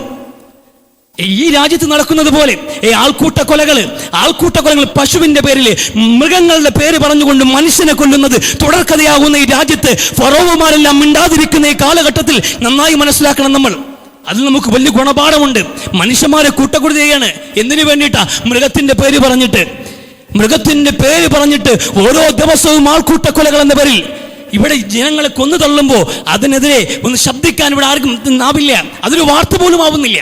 ഈ വാർത്ത എന്ന് പറഞ്ഞാൽ സാധാരണ സംഭവിക്കുന്നത് വാർത്തയിൽ ഞാൻ പറഞ്ഞു പോയിട്ടുണ്ട്. അസാധാരണമായി സംഭവിക്കുന്നത് മാത്രമാണ് വാർത്ത. ഒരാൾക്കൂട്ടം ഒരാളെ തല്ലിക്കൊന്നാൽ, ഒരാൾ വെട്ടിക്കീറിയാൽ എന്ത് ചെയ്യുക? അവർക്ക് വലിയ ബുദ്ധിമുട്ടാവുന്നുണ്ട്. വളഞ്ഞിട്ട് വെട്ടലും കുത്തലും ഒക്കെ ബുദ്ധിമുട്ടായതുകൊണ്ട് 100 കണക്കിന് ആൾക്കാരാണ് പറഞ്ഞിരിക്കുക ലൈസൻസിന് വേണ്ടി പോയിരിക്കുന്നത്. തോക്ക് വേണം, വീട്ടാനങ്ങ് വയ്യാന്ന്. മൃഗങ്ങളെ കടത്തിക്കൊണ്ട് പോകുന്നതിൻ്റെ പേര് പറഞ്ഞിട്ട് നമുക്ക് ഇങ്ങനെ വെട്ടിവെച്ചിടണം. അതുകൊണ്ട് 100 കണക്കിന് ആൾക്കാർ ലൈസൻസിന് വേണ്ടി അപേക്ഷിച്ചിരിക്കുകയാണ്, തോക്കിന് വേണ്ടിയിട്ട്. ഇതിന് വേണ്ടിയിട്ട് തോക്കും ഘടാലകളുമായിട്ട് ഒരു സമൂഹത്തെ കൊല്ലാൻ വേണ്ടി കൂട്ടക്കുരുതി ചെയ്യുമ്പോൾ അത് വാർത്ത പോലും ആവുന്നില്ല എന്നുള്ളതാണ് ലോകത്തെ ഏറ്റവും വലിയ അത്ഭുതം. കാരണം ഇത് സാധാരണ സംഭവമാണ്. ഇനി വാർത്ത ഇങ്ങനെ പറയേണ്ടിയിരിക്കുന്നു, ഇന്ന് ഒരു ഇന്ത്യയിൽ എവിടെയും ഒരാൾക്കൂട്ടക്കൊല നടന്നിട്ടില്ല എന്നത് വാർത്തയാകണം. കാരണം എല്ലാ ദിവസവും നടന്നുകൊണ്ടിരിക്കുകയാണ്. ആ ഗതികേടി സമൂഹത്തിൽ നിൽക്കുമ്പോഴും പ്രതികരണ ശേഷിയില്ലാത്തൊരു സമൂഹം ഈ മനുഷ്യരെ ഇങ്ങനെ കൊന്നെടുക്കുമ്പോൾ ആലോചിച്ചുകൂടെ. എന്നാൽ ഈ പറയുന്ന ഈ രാജ്യത്ത് വ്യാപകമായി ചർച്ച നടത്തപ്പെടുന്ന മറ്റൊരു മേഖല എന്താണ്? മനുഷ്യന്റെ വിശപ്പടക്കാൻ വേണ്ടി മൃഗത്തെ ബലി കൊടുക്കുമ്പോൾ അത് പുണ്യമാണെന്ന് പഠിപ്പിച്ച് ഇസ്ലാമിനെ വിമർശിക്കാൻ 1000 നാവ്. മനുഷ്യന്റെ വിശപ്പടക്കാൻ വേണ്ടി മൃഗത്തെ ബലി കൊടുക്കൂ, അത് പുണ്യമാണ് എന്ന് പറയുമ്പോൾ ആ മൃഗങ്ങളെ വിലക്കി വഴിച്ചിട്ട് കാത്തുവെക്കാൻ മുസ്ലിങ്ങൾ കണ്ടാൽ പിടിച്ച് അറുത്തുകളയൊന്ന്, അതുകൊണ്ട് പൈസ കൊടുത്ത് ഈ മൃഗത്തെ മാറ്റിട്ട് ജൈന സമൂഹം സംരക്ഷിക്കാണ്. അത് വാർത്തയാണ്. 4 അത് ക്രൂരമായി കൊല്ലുന്ന വിനോദമാണ് ബലികർമ്മത്തിലൂടെ മുസ്ലിമുകൾ ചെയ്യുന്നത് എന്ന് പറയുന്ന വിമർശനങ്ങൾ അത് വാർത്തയാണ്. 4 വേണ്ടി ശബ്ദിക്കാൻ 1000 നാവാണ് ഇവിടെ ഉള്ളത്. പക്ഷേ മൃഗത്തിന്റെ പേര് പറഞ്ഞ് മനുഷ്യനെ പച്ചയ്ക്ക് കൊല്ലുമ്പോൾ അത് ചോദിക്കാറില്ല. പക്ഷെ നമുക്ക് അർഹതയുമില്ല അവിടെ സഹായം കിട്ടാനെങ്കിലും. കാരണം അമ്മാതിരി കൈ ഇപ്പോൾ നമ്മുടെ കയ്യിലുണ്ട്. നമുക്കിനി അടുത്ത എങ്ങനെ പിളരാം, നമുക്കൊന്നുകൂടെ പിളരാം, നമുക്കിനി ഒരു പുതിയ പ്രസ്ഥാനം ഉണ്ടാക്കാം. ഇനിയും ഇംഗ്ലീഷ് അക്ഷരമാലയിൽ അക്ഷരങ്ങൾ ബാക്കിയുണ്ട്. ഇനിയും ഒരുപാട് നിറങ്ങൾ പതാകയ്ക്ക് ബാക്കിയുണ്ട്. നമുക്കിനിയും അടിച്ചു പിരിയാം, ഇനിയും വിഘടിച്ചു നിൽക്കാം. എവിടെ ഒരു ഹദീസ് എടുക്കും നമുക്ക് അടിച്ചു പിരിയാം, ഒരു ആയത്തെടുക്കും നമുക്ക് അടിച്ചു പിരിയാം എന്ന നിലയിൽ കാൽച്ചുവട്ടിലെ മണ്ണൊലിച്ചു പോകുമ്പോഴും തമ്മിലടി മാത്രം ഹരമാക്കുന്ന ഒരു ഉമ്മത്തിനെ സംബന്ധിച്ചോളം ഈ വിധത്തിൽ രക്ഷപ്പെടാനുള്ള അർഹതയെങ്കിലും നമുക്കുമില്ല. ഇത് നമ്മൾ അർഹിച്ചതാണ്. പക്ഷേ എന്നാലും അള്ളാഹുവിന് ഒരു കാപിനീതിയുണ്ട്. ബനൂ ഇസ്രായേലികൾ അത്രയും അർഹതയുണ്ടായിരുന്നില്ല അവർക്ക്. ഓരോ നിമിഷത്തിലും അള്ളാഹുവിന്റെ സഹായങ്ങൾ കടന്നു വരുമ്പോൾ പടച്ചവനെ ധിക്കരിച്ചവർ തന്നെയാണ് ബനൂ ഇസ്രായേലികൾ. ആ ചെങ്കടലിന്റെ മുമ്പിലേക്ക് ഫറോവയും സംഘവും എത്തുന്ന ആ നിമിഷം പോലും മൂസ നീ എന്ത് പണിയാണ് കാണിച്ചത്, പെട്ടല്ലോ നമ്മൾ ഇന്നാലമുദ്റക്കൂൻ. എവിടെ കൊണ്ടുപോകാൻ ഇറങ്ങിയത്? ഇപ്പൊ കൊണ്ടുപോയി രക്ഷിക്കുമെന്ന് പറഞ്ഞ് പലസ്തീൻ കൊണ്ടുവന്നിട്ട് ഈ ചെങ്കടലിന്റെ മുമ്പിൽ ഒരു ഭാഗത്ത് ആർത്തുല്ലസിക്കുന്ന ചെങ്കടലും മറുഭാഗത്ത് ആർത്തലച്ചു വരുന്ന ഫറോവയുടെ സൈന്യത്തിന്റെ മുമ്പിൽ നമ്മൾ പിച്ചു ചീന്തപ്പെടുന്ന അവസാന നിമിഷമാണ്. ഇത്രയും വലിയ ചതി വേണ്ടായിരുന്നു മൂസ എന്ന് പറയുമ്പോൾ വേണ്ട, അങ്ങനെയുള്ള ചിന്തയെങ്ങും വേണ്ട. കല്ലാ ഇന്ന മഅി റബ്ബി സയഹ്ദീൻ. ഒരു മാർഗവും ഇല്ലാത്തൊരു മനുഷ്യൻ ആ നിമിഷവും പറയാണ് എൻ്റെ കൂടെ എൻ്റെ റബ്ബാണുള്ളത്, ഞാൻ ഭയക്കില്ല, അള്ളാഹുവിൻ്റെ സഹായം ഉണ്ടാവുമെന്ന്. അവിടെ ഈ മൂസാ നബി അങ്ങനെ അടിയുറച്ച് നിൽക്കുമ്പോഴും ഈ കൗമിനൊരു വിശ്വാസം ഉണ്ടായിരുന്നില്ല. ഈ കടൽ കടന്നു പോയിട്ടും അവർ ആദ്യം ചെയ്ത പരിപാടി പശുവിൻ്റെ കോലമുണ്ടാക്കിയിട്ട് ആരാധിക്കാനിരുന്നു എന്നുള്ളതാണ്. ഫറോവയിൽ നിന്ന് രക്ഷിച്ചിട്ട് ഈ കടൽ കടന്ന് മറുകര പോയവർ ആദ്യം ചെയ്ത പരിപാടി എന്താണ്? പശുവിന്റെ രൂപമുണ്ടാക്കിയിട്ട് ആരാധിക്കാനിരുന്നു. നമ്മുടെ ദൈവം ഇതായിരിക്കുന്നു എന്ന്. മൂസ അങ്ങ് പോയിരിക്കുന്നു, വല്ല കാര്യമുണ്ടോ എന്ന് അൽവാഹമാക്കാൻ വേണ്ടി മൂസ തൂർ പർവ്വതം കയറി പോയപ്പോൾ ഇവിടെ ഇരിക്കുന്നുണ്ട് നമ്മുടെ ദൈവം പശുവിന്റെ രൂപത്തിലെന്ന്. അങ്ങനെ പശുവിനെ ആരാധിച്ച ഇവരെ ഈ സമൂഹത്തിൽ അള്ളാഹുവിന്റെ സഹായമൊന്നും അർഹിച്ചിരുന്നില്ല. പക്ഷേ നൽമുണ്ടല്ലോ, അക്രമകാരികളെ ചെറുക്കുക എന്നുള്ളത്. ഭൂമിയുടെ നടപടിക്രമമാണ്. ഈ പ്രപഞ്ചത്തിൽ അക്രമകാരികളേക്ക് ചിലപ്പോൾ അഴിച്ചുവിടും. അവർ ലൈസൻസ് ആയിട്ട് അവരെടുത്തിട്ട് അവർ പോകുന്നതിന് ഒരു അറ്റമുണ്ട്. സമൂഹം നിലനിൽക്കുന്നതിന് വേണ്ടിയിട്ടും ഈ പ്രപഞ്ചം നിലനിൽക്കാൻ വേണ്ടിയിട്ടും ഇത്തരം അക്രമകാരികളെ അരിയിട്ട് വാഴിക്കാതെ ഒരു ദിവസം അള്ളാഹു പിടികൂടുമെന്നുള്ളത് അള്ളാഹുവിന്റെ പ്രകൃതി സംവിധാനമാണ്. അത് സംഭവിക്കുക തന്നെ ചെയ്യും. അത്തരത്തിൽ അള്ളാഹു പിടികൂടിയ ഫറോവയുടെ ചരിത്രമുണ്ടല്ലോ, അത് നമുക്കിന്നും പ്രത്യാശ നൽകുന്ന സംഗതിയാണ്. നമ്മളങ്ങ് ഒരുമിച്ചില്ലെങ്കിലും നമ്മൾ നന്നായില്ലെങ്കിലും നമ്മളൊക്കെ എന്ത് ചെയ്യുക, ഐക്യത്തോടെ നിന്നിട്ട് മുസ്ലിമിന് വേണ്ടിയിട്ട് സ്വന്തം അസ്തിത്വത്തിൽ നമ്മൾ അടിയുറച്ച് നിൽക്കുക എന്ന ഒരു രീതിയിലേക്ക് നമ്മൾ മടങ്ങി വരികയും ചെയ്തില്ല എങ്കിൽ പോലും ഇത്തരത്തിൽ ഏകപക്ഷീയമായ അക്രമങ്ങൾ അഴിച്ചുവിടുന്ന ഈ സമൂഹത്തെ കണ്ടിരിക്കുന്ന ഒരു നാഥൻ നമുക്കുണ്ട്. ഫറോവയെ പോലെയുള്ള പീഡകന്മാരെ കൈകാര്യം ചെയ്ത ഒരു അള്ളാഹു നമുക്കുണ്ട്. പീഡകരെയും മർദ്ദകരെയും അള്ളാഹു കൈകാര്യം ചെയ്യുകയും പീഡിത വിവാഹത്തിന്റെ വിമോചനത്തിന്റെ ചരിത്രം പറയുകയും ചെയ്യുന്ന മാസമാണ് മുഹറം എന്നുള്ളത്. എക്കാലയളവിലും എല്ലാ വിശ്വാസികൾക്കും ഏറ്റവും വലിയ പ്രത്യാശ നൽകുന്ന മാസമാണ് മുഹറം എന്ന നിലയിൽ നമുക്ക് നോക്കിക്കാണാൻ കഴിയുന്ന ഒരു മാസമാണ്. അള്ളാഹു സുബ്ഹാനഹു വ തആല കാര്യങ്ങൾ ചിന്തിച്ച് മനസ്സിലാക്കാൻ തൗഫീഖ് നൽകി അനുഗ്രഹിക്കട്ടെ. അൽഹംദുലില്ലാഹിൽ വാഹിദിൽ അഹദിൽ ഫർദിസ് സമദ് അല്ലദി ലം യലിദ് വലം യൂലദ് ولم يكن له كفوا أحد أشهد أن لا إله إلا الله وحده لا شريك له وأشهد أن محمدا عبده ورسوله اللهم صل على محمد وعلى آل محمد يا أيها الذين آمنوا اتقوا الله حق تقاته ولا تموتن إلا وأنتم مسلمون. പ്രിയമുള്ള മുഅ്മിനീങ്ങളെ, സത്യവിശ്വാസികളെ, ഒരിക്കൽ കൂടി അള്ളാഹുവിനെ തഖ്വ ചെയ്ത് ജീവിക്കണമെന്ന് എന്നോട് നിങ്ങളോട് വസിയത്ത് ചെയ്യുകയാണ്. അല്ലാഹു സുബ്ഹാനഹു വ തആല മുത്തഖികളോട് ജീവിക്കാനും മുസ്ലിമായി മരിക്കാനുമുള്ള നല്ല തൗഫീഖ് നമുക്ക് എല്ലാവർക്കും നൽകി അനുഗ്രഹിക്കട്ടെ. പ്രിയമുള്ളവരെ, മുഹറം 10 റസൂലുള്ളാഹി സ്വല്ലല്ലാഹു അലൈഹി വസല്ലമ തങ്ങൾ നോമ്പ് അനുഷ്ഠിക്കാൻ നമ്മളോട് പറഞ്ഞു എന്നത് മാത്രമല്ല, ആ മുഹറം 10 നോമ്പിന് വലിയൊരു വാഗ്ദാനം കൂടി വെക്കുന്നുണ്ട് റസൂൽ സ്വല്ലല്ലാഹു അലൈഹി വസല്ലം.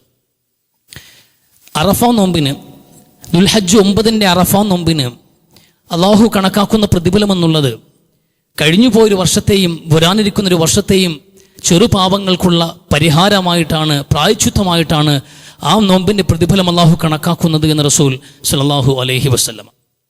ആ റസൂൽ തുടർന്ന് പറഞ്ഞത്, ദുൽഹജ്ജ് 10 നോമ്പിന് പോയ ഒരു വർഷക്കാലത്തെ ചെറുപാവങ്ങൾക്കെല്ലാം പകരം നിൽക്കാൻ, പ്രായശ്ചിത്തമാകാനുള്ള പാകതയുണ്ട്. അള്ളാഹു അത്രയും വലിയൊരു വണ്ണം അതിന് നൽകിയിട്ടുണ്ട് എന്ന് റസൂലുള്ളാഹി സ്വല്ലല്ലാഹു അലൈഹി വസല്ലം.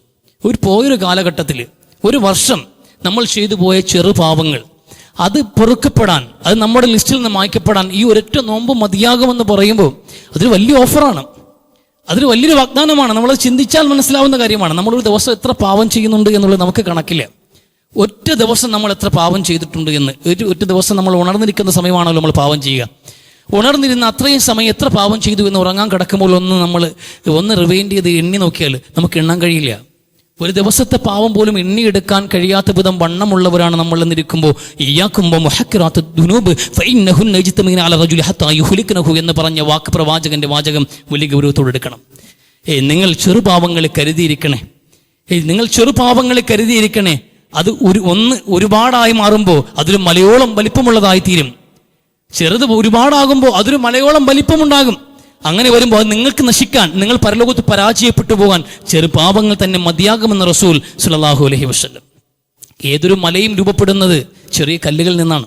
ചെറിയ കല്ലുകളാണ് ഒരു വലിയ മലയായി മാറുന്നത്. അപ്പോൾ അതുകൊണ്ട് തീർച്ചയായിട്ടും ചെറുപാവങ്ങൾക്ക് ഇത്രയും പവർ ഉണ്ടാകുന്ന ആളെ അള്ളാഹുവിൻ്റെ മുമ്പിൽ ഇതൊക്കെ കൃത്യമായി മായ്ക്കപ്പെട്ടില്ല എങ്കിൽ, അള്ളാഹു ആണെങ്കിലും ഇത്രയേറെ കാരുണ്യവാനാണ്. മനുഷ്യർ ചെയ്യുന്ന പാപത്തിന് പ്രായശ്ചിത്തമായിട്ട് അവൻ ചെയ്യുന്ന നന്മകൾ തന്നെ പരിഹാരമാക്കുന്നവൻ. ഇനൽ ഹസനാത്ത് യുദ്ഹിബുന സയ്യിആത്ത്. നിങ്ങൾ ചെയ്യുന്ന നന്മകൾക്ക് പകരം തിന്മകൾ കൂടി മാക്കുന്ന അള്ളാഹുവിൻ്റെ പ്രത്യേകമായ ഓഫറൊന്നും ഇല്ലായിരുന്നുവെങ്കിൽ മനുഷ്യൻ്റെ പട്ടിക വായിക്കുമ്പോൾ മഹ്ശറയിൽ ചിലപ്പോൾ സമയം പോലും തികഞ്ഞു എന്ന് വരില്ലായിരുന്നു. അത്രയും ഉണ്ടാകും മനുഷ്യൻ ചെയ്തു പാപം, അത്രയുണ്ട് ഓരോ മനുഷ്യനും. പക്ഷേ നന്മയ്ക്ക് പകരം ഇതൊക്കെ മാച്ചുകൊണ്ടിരിക്കുകയാണ് പടച്ചവൻ. ഇത്തരത്തിൽ നമ്മുടെ മുമ്പിലേക്ക് വെക്കുന്ന വലിയ ഓഫറുകളിൽ ഒന്നാണ് മുഹറം 10 നോമ്പ് എന്നുള്ളത്. ആ നോമ്പ് അനുഷ്ഠിക്കുന്നതിലൂടെ പോയൊരു വർഷക്കാലം നമ്മൾ ചെയ്ത ചെറുപാപങ്ങൾ മായ്ക്കപ്പെടാൻ കാരണമായാൽ എത്ര വലിയ നേട്ടമാണത്, എത്ര വലിയ ലാഭമുള്ള കാര്യമാണത്. അതുകൊണ്ട് നന്മകളുടെ വിഷയത്തിൽ നമ്മൾ ഒരു കാരണവശാലും എന്ത് ചെയ്യാൻ പാടില്ല, അത് ഒഴിവാക്കാൻ പാടില്ല. നമുക്ക് കിട്ടുന്ന ഓപ്പർച്യൂണിറ്റികൾ അവസരങ്ങളാണ്, തൗഫീഖാണ്. അവസരം നഷ്ടപ്പെടുത്തുന്നതിനേക്കാൾ പരാജയപ്പെട്ടവൻ ആരുമില്ല.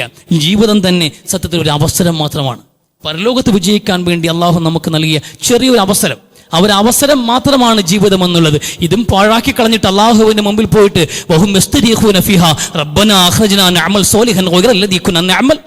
അള്ളാഹുവേ ഒരിക്കൽ കൂടി, ഒരൊറ്റ തവണ കൂടി ജീവിക്കാൻ അവസരം നൽകണം. ഒരു ജീവിതം കൂടി, ഒരു ചെറിയൊരു കാലഘട്ടം. ഒരുപാടുണ്ടാവും അള്ളാഹുവേ, കൈ നിറയെ സമ്പാദ്യങ്ങളുമായി, അമലുകളുമായി ഞങ്ങൾ മടങ്ങി വരാം. അതുകൊണ്ട് ഈ നരകത്തിന്റെ വാതിലൊന്ന് തുറന്നിട്ട് ദുനിയാവിലേക്ക് ഒരിക്കൽ കൂടി വിടുമോ എന്ന് മനുഷ്യർ വിലപിക്കുന്ന സന്ദർഭമുണ്ട് എന്ന് വിശുദ്ധ ഖുർആൻ. എല്ലാ അവസരങ്ങളും നഷ്ടപ്പെടുത്തിയിട്ടുള്ള ഈ വിലാപങ്ങൾക്ക് അള്ളാഹുവിന്റെ മുന്നിൽ വിലയുണ്ടാവില്ല. അപ്പം അതുകൊണ്ട് നമ്മുടെ ജീവിതത്തിൽ കിട്ടുന്ന അവസരങ്ങളാണിത്. സ്ത്രീകളൊക്കെ ഇത്തരം നോമ്പുകൾ, സുന്നത്തായ നോമ്പുകൾ പിടിക്കാനും മറ്റുമൊക്കെ വലിയ താല്പര്യം കാണിക്കാറുണ്ട്. പക്ഷെ പുരുഷന്മാർക്ക് എന്തോ ഒരു കുറച്ചിലാണ്. അള്ളാഹുവിനോട് ദുആ ചെയ്ത് കൈകൾ ഉയർത്തിയിരിക്കുക, നോമ്പ് പിടിക്കുക, നിസ്കരിക്കാൻ പള്ളിയിലോട്ട് കയറുക, ചില ആൾക്കാർക്ക് വലിയ കുറച്ചിലാണ്. ചിലർക്ക് ശീലിച്ചതിൻ്റെ പേരിൽ നിസ്കാരമൊക്കെ നടക്കുന്നുണ്ട്. നമ്മൾ അല്പം വിദ്യാഭ്യാസം ഉണ്ടായി, അല്പം നല്ല ജോലിയുണ്ട്, 4 ശമ്പളം അല്ലെങ്കിൽ 5 6 ശമ്പളമൊക്കെ ഉണ്ടെങ്കിൽ പിന്നെ നമ്മൾ എന്തോ ആയെന്നുള്ള ഒരു തോന്നൽ നമുക്ക് ഞാൻ മതി എന്നൊരു തോന്നലുണ്ടല്ലോ. കല്ലാ ഇന്നൽ ഇൻസാന ലയത്ഗ. മനുഷ്യൻ എവിടെ തെറ്റിപ്പോകുന്ന അറിയാമോ? അവൻ സ്വയം ഇങ്ങനെ തോന്നുമ്പോഴാണ്.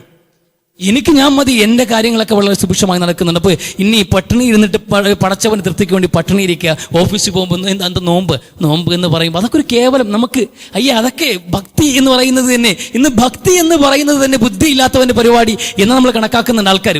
അങ്ങനെ ഒരു സൊസൈറ്റിയിൽ ഭക്തന്മാരായി ജീവിക്കാൻ, അച്ചടക്കമുള്ള ഒരു വിശ്വാസിയായി ജീവിക്കാൻ, ഇസ്ലാമിക ഐഡന്റിറ്റികൾ പരസ്യപ്പെടുത്താൻ നമുക്ക് ലജ്ജയുണ്ട്. അതാണ് ഏറ്റവും വലിയ സങ്കടം. ഞാനൊരു മുസ്ലിമാണെന്ന് അഭിമാനത്തോട് പറയാൻ കഴിഞ്ഞില്ലെങ്കിൽ പിന്നെ എന്ത് മനുഷ്യരോട് നമ്മൾ ഇതിൽ നമുക്ക് അഭിമാനം ഉണ്ടാവണം അവസാനം വരെയും. ഇനി എങ്ങനെയൊക്കെ പോയാലും ശരി തന്നെ നമ്മൾ മരണത്തിനപ്പുറത്തൊരു ഭീഷണി ഈ ദുനിയാവിൽ വരാനില്ല. പിന്നെ എന്തിനാ പേടിക്കുന്നത്? പിന്നെ ആരെ ഭയക്കുന്നത്? ഞാൻ മുസ്ലിം തന്നെയാണ്, ആദ്യവും മുസ്ലിമാണ്, അവസാനവും മുസ്ലിമാണ്. നിങ്ങൾ എന്നെ പച്ചയ്ക്ക് കത്തിച്ചാലും, നമ്മൾ പച്ചയ്ക്ക് വെട്ടിക്കേറിയാലും ഞാൻ മുസ്ലിമാണ് എന്ന് ഉറക്കെ പറയാൻ കഴിയണം നമുക്ക്. ആരെ ഭയക്കുന്നത്? അല്ലാഹുവിനല്ലാതെ ഈ ഭൂമിയിൽ പരിഹസിക്കുന്നവർ പരിഹസിക്കട്ടെ, പരിഹാസം ഉണ്ടാകും, കളിയാക്കുന്നവരുണ്ടാകും, ഒറ്റപ്പെടുത്തുന്നവരുണ്ടാകും, അവകാശങ്ങൾ നമുക്ക് നിഷേധിക്കപ്പെടും, നീതി നിഷേധിക്കപ്പെടും, നമുക്ക് വേണ്ടി ശബ്ദിക്കാൻ ആരും ഉണ്ടാകില്ല, എല്ലാം ഉണ്ടാകും. പക്ഷെ ഇതൊക്കെ സംഭവിക്കുമ്പോഴും ഞാൻ മുസ്ലിമാണ് എന്ന അഭിമാനത്തോടെ പറയുന്ന വിശ്വാസിക്കാണോ സ്വർഗം ചുമ്മാ കൊടുക്കാന്ന് പറഞ്ഞ സ്വർഗമല്ലത്. കുറച്ച് കഷ്ടപ്പാടുണ്ട്. അപ്പം അതുകൊണ്ട് നമ്മുടെ മുമ്പിലുള്ള ഈ അവസരങ്ങൾ, ഈ നോമ്പ്, ഇത്തരം മതപരമായ ആചാരങ്ങളും അള്ളാഹുവിനോടുള്ള ഭക്തിയും പ്രാർത്ഥനകളും ഒക്കെ അത് നമ്മൾ കൃത്യമായി വിനയത്തോടെ ജീവിതത്തിൽ എടുത്തു കാണിക്കേണ്ടവരാണ് നമ്മൾ. അള്ളാഹുവിനെ തക്ബീർ ചെയ്യാൻ മനുഷ്യനോട് പറഞ്ഞത്. ഖുർആൻ എന്താ പറഞ്ഞത്? നിങ്ങൾ അള്ളാഹുവിന് തക്ബീർ ചെയ്യാൻ, നോമ്പ് പിടിക്കാൻ പറഞ്ഞപ്പോൾ എവിടെ നോക്കിയാലും നിസ്കാരത്തിലും ഒക്കെ പറഞ്ഞ് അള്ളാഹുവിന് തക്ബീർ ചെയ്യാൻ. അള്ളാഹുവിനെ ഇപ്പോൾ തക്ബീർ ചെയ്യുന്നത് എങ്ങനെയാണ്? അള്ളാഹു അക്ബർ, അള്ളാഹുവാണ് വലിയവൻ എന്ന് പറയലാണോ തക്ബീർ? അള്ളാഹുവിനെ വലിയവനാക്കാൻ നമ്മൾ ആളായിട്ടില്ല. നമ്മളാണോ ഇനി വലിപ്പം ഉണ്ടാക്കുക അള്ളാഹുവിന്? അള്ളാഹുവിൻ്റെ മുമ്പിൽ നമ്മൾ ചെറുതായി കൊടുക്കാനാണ് പറയുന്നത്. അള്ളാഹുവിൻ്റെ മുമ്പിൽ നമ്മൾ കുറെ കൂടി ചെറുതായി കൊടുക്കുക. ഒരാളെ വലുതാക്കാൻ നമ്മൾ എന്താ ചെയ്യേണ്ടത്? നമ്മൾ ചെറുതായി കൊടുക്കുക എന്നതേ മാർഗമുള്ളൂ. പ്രത്യേകിച്ച് അള്ളാഹുവിൻ്റെ വിഷയത്തിൽ നമുക്ക് ഇടപെടാൻ കഴിയുന്ന ഒരു മേഖലയാണോ?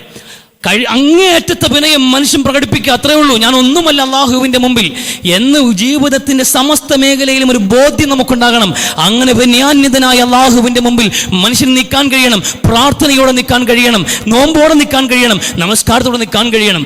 ആ വിനയമാണ് അള്ളാഹു തക്ബീർ ചെയ്യുന്നത്. ആ തക്ബീറാണ് നമ്മുടെ ജീവിതത്തിൽ വേണ്ടത്. അള്ളാഹു ഗൗരവത്തോടെ കാര്യങ്ങൾ മനസ്സിലാക്കി പ്രവർത്തിക്കാൻ തൗഫീഖ് നൽകി അനുഗ്രഹിക്കട്ടെ. അല്ലാഹു മഗ്ഫിർ ലിൽ മുഅ്മിനീന വൽ മുഅ്മിനാത്ത് വൽ മുസ്ലിമീന വൽ മുസ്ലിമാത്ത് അൽ അഹ്യാഇ മിൻഹും വൽ അംവാത്ത് റബ്ബനാ ആതിനാ ഫിദ് ദുനിയ ഹസന വഫിൽ ആഖിറതി ഹസനതൻ വഖിനാ അദാബന്നാർ.